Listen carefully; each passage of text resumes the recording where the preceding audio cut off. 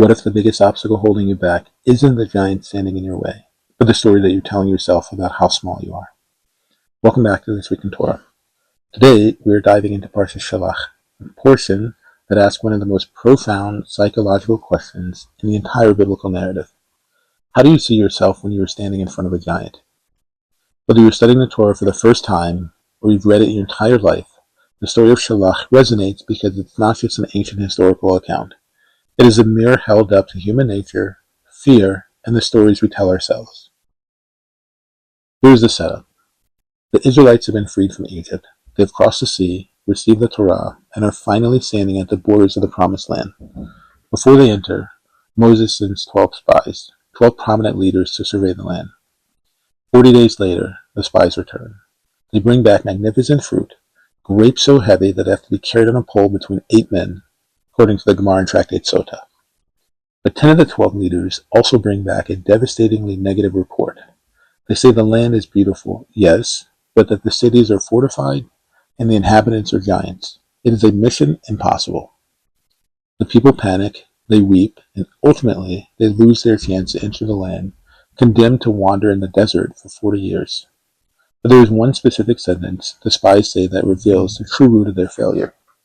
In describing the giants they encountered, the spies say, "We were in our own eyes as grasshoppers, and so we were in their eyes." Rabbi Joseph B. Soloveitchik, one of the greatest Jewish thinkers of the 20th century, often referred to simply as the Rav, offers a brilliant insight into this single sentence. The Rav points out that the tragedy did not begin when the giants looked down at the Israelites. The tragedy began in the first half of the verse. We were in our own eyes as grasshoppers. The spies suffered from a massive crisis of self-perception.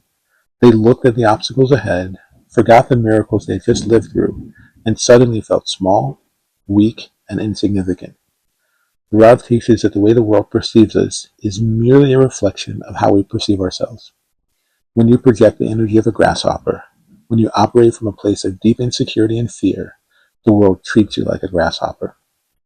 The 10 spies defeated themselves before a single physical battle was ever fought. But this raises a difficult question. These 12 men weren't cowards. They were the selected princes of their tribes. How did they lose their nerve so completely? For this, we turn to a fascinating perspective from the brilliant 18th century scholar, the Chasam Sofer. The Chasam Sofer explains that the spies' fear wasn't entirely physical.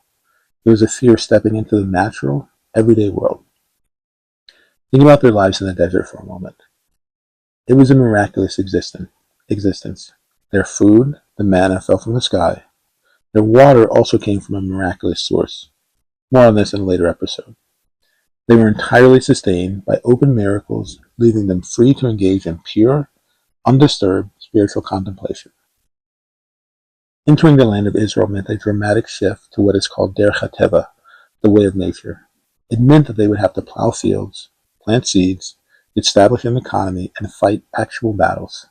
The Chasam Sofer suggests that the spies feared this transition. They mistakenly believed that engaging with the physical, mundane world would pull them away from a spiritual life. They wanted to remain in the miraculous, provided-for state of the desert. They failed to realize that bringing intention and purpose into the natural world, doing the hard, physical work of building a society, is actually the ultimate goal. And this brings us to the practical takeaway for us today, right now, in the modern world. How often do we act like the spies? Sometimes we act like the spies through the Grasshopper Complex the Rav described. We face a massive challenge, a new career path, a difficult relationship, a social injustice we want to help fix, and we immediately shrink. We look at the metaphorical giants in our lives and say, I am too small to make a difference. And sometimes we act like the spies by falling into the trap that Chasam Sofer described. We prefer the safety of our own deserts. It is easy to be a good, peaceful person when you are completely insulated from the friction of reality. It is much harder to maintain those values when you have to step into the noise, the stress, and the daily grind of the real world. Parshas Shelach comes to teach us that we are not meant to stay in the desert. We are called to enter the real, messy, giant-filled world and elevate it. We are asked to bring our values into our businesses, our communities, and our relationships. It requires doing the hard work, and it requires believing that we have the strength to do it. So this week, when you encounter a giant, whether it's a difficult project, a personal fear, or a moment where you're tempted to retreat into your comfort zone, remember that you are not a grasshopper. You have everything you need to step forward. Shabbat Shalom.